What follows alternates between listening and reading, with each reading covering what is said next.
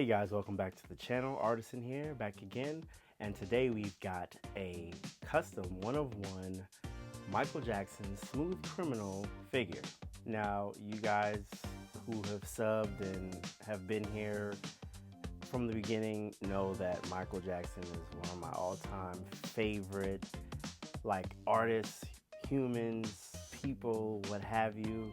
I love Michael Jackson, and I've been waiting for so long to put this figure together. I was waiting on a head sculpt. Now, I know InArt dropped a Michael Jackson 1/6 scale figure, and it's amazing. Damn Toys also has released a Michael Jackson, and I know Pure Arts has done one as well. And it's amazing. All those figures are super dope, and they deserve their flowers. This, however, is a from scratch. I'm talking I sourced the body, the suit, the ribbon, the socks, the spats, the shoes, the hat, the head sculpt, even the tape on his fingers. Everything is from scratch, and that's what makes this piece so dope. It makes it a one-of-one. It is fully articulated. It is in these little stands that I have drilled into this block that I bought from Amazon just to put him on the wall and really make it that much more dynamic. Make it seem like he's actually leaning and could possibly fall off with no visible supports or anything like that, which you guys will see later on in the video as I go in depth and do a deep dive on the figure and what makes it so unique. But this figure has been in the making for about maybe, I want to say 3 years, maybe more, because the materials just were not available when I decided to start the figure and start the project. So, and the materials that I'm referring to are the suit, the head sculpt. I bought a couple of hats that turned out to be super trash, and it was not what I needed it to be for this project. And just, I really was learning as I was going along and just really doing it the way that it's supposed to be done. But without any more chit chat, without further ado, let's get started.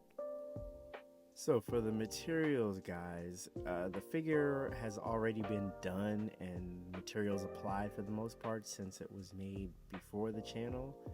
But we have still a long ways to go, such as the shirt. It still needed an extra dye job done on it, so I just put some Rit dye in hot water and dyed it. The shoes and the socks. Now, I had already applied the spats to the shoes, to the ankles, but the socks were forgotten, and I had to go ahead and find a way to apply them so that the socks can be visible through the spats. Now, to do this, of course, we remove the leg pegs, remove the spats, and we cut them. We cut them so that, of course, the socks can be visible. Don't want to cut off too much in the beginning, so we started a little light. And the shoes, they are peg type, and the leg stand pegs that were put in through the heel of the shoe, and they were glued in to ensure that he doesn't fall over. Now, with the socks, being as how the legs and the ankle are secured in by peg, we don't really have a foot to wrap the socks around, so what we had to do was poke a hole in the bottom of the sock, like so, with an X-Acto knife. Once again, please be careful, guys. X-Acto knives are sharp and blades do go through things and into you. But we just had to make a little hole for the ankle peg to sit. Also, the tiny holes that you see are for Loctite glue to set into so that it will glue the peg down. Now, with the head sculpt, this head sculpt is a 2-piecer, and as you can see, we primed it down already, and we're gonna do it one by one. So we're gonna do the face and hair portion first, and then we'll do the hat second. The neck, it's pretty much non-existent on that head sculpt, just a peg. So what we ended up doing was we tried to do a clay neck with just some polymer clay, and I liked it, but I didn't love it. So what I did was I made a little mold, made a cast set with just some pieces of paper that were laminated, put some hot glue in there, and just waited for it to dry basically. And the reason why we did this is because the hot glue is a little bit more malleable, and as you can see when we peel it off, the glue does not stick to the paper obviously because it is laminated. So we just pull that off, and if you can see, we have a squishy, malleable neck, and it is the right width, which we did measure off camera before we did the pour. But as you can see, we glued and filled in the cracks, and there you have it, a neck with a base. And there you have it.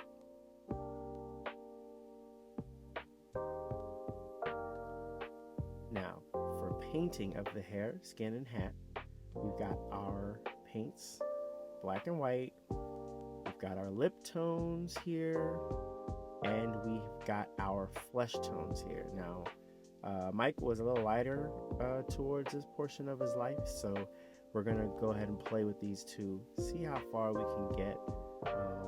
We also have to be mindful of the model to try and match the model so it doesn't look off. Got our cardinal red, our bright pink, and our baby pink in tow for the lips. Just gonna go ahead and lay on a quick layer of skin tone here, and we will check on that in a minute. Now with Mike's lips, he had a lot more pigment going on than in 84, and we went ahead and laid that on. So moving on to the hat. Now of course it's just a white hat with black ribbon around the top, so we're gonna do that and come back later. Now with the black, we're not only going to do the hat portion, but we're going to do the hair, which we will check on later. Now, gluing of the hat to the head portion, we're going to put a lot on the inside peg just so that there's no mishaps whatsoever, and a small portion so that it doesn't run off. And just like that, we're done.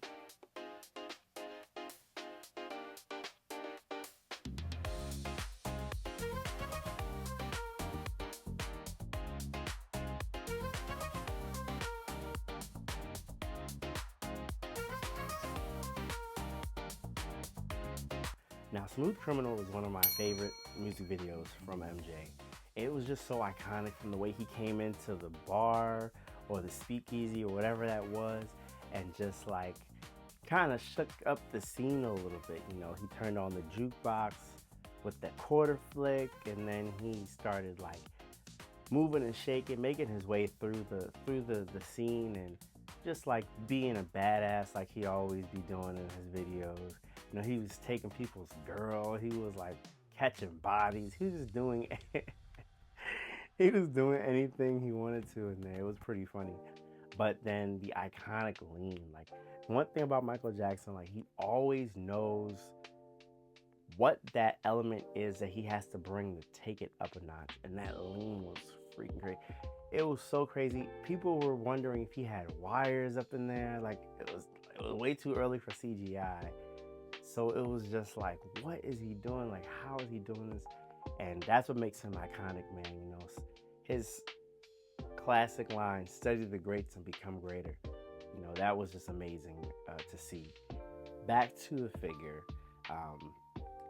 The suit came from a manufacturer called Vor Toys, and they make 1/6 scale clothing. It's really, really, really good quality clothes.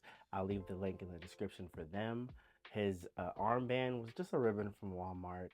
His spats came from a 1/6 scale. I believe it was a World War II or World War One soldier outfit supplier on eBay. And I'll leave the link in the description for those as well. His shoes, same thing. Regular shoes that you could find on eBay. Dress shoes, I would type in 1/6 scale. These are not hollow, they are the peg type, which means that, of course, you would take the foot off of your 1/6 scale body and just put the foot peg into the shoe, and it should work the same way that it usually would if the foot were there. The socks, same thing, eBay, everything eBay.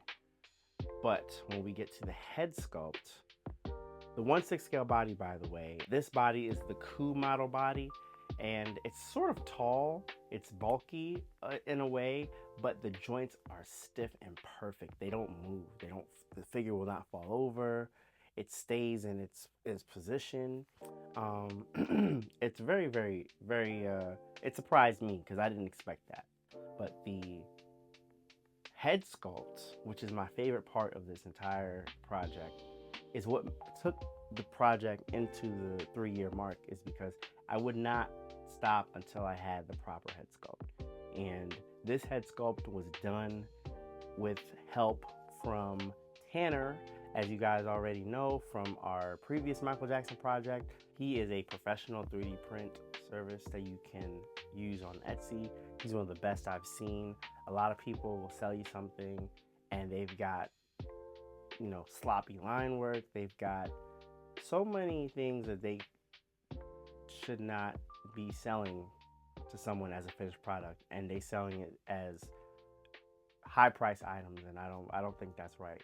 And Tanner, he's super professional. He does all the sand work, the prep work. He'll prime it for you and send it to your front door. You just have to tell him what scale you want things to be, what your measurements are, and he'll work with you, you know, with pricing and things like that. So definitely go check him out on Etsy. The link to his store will be in the description below. But the head sculpt in particular is not your usual just MJ face like what InArt and Damn Toys have done. And there's nothing wrong with what they've done. However, with this, I feel like the Pure Arts statue inspired me because his face was like in a grimace. He was grimacing as he was trying to like stay up in this balancing pose, which is a little more realistic to the pose that I feel like most people are gonna do when they get their InArt or their Damn Toys MJ. I personally, I'm not gonna be like a stickler for anything because I felt like they did a great job. They did him justice, but I feel like they could have included a second head sculpt, especially for the $500 price tag that people are paying. I feel like they should have included a second head sculpt of the grimacing look. I chose the grimacing look. I could have gotten a normal head sculpt.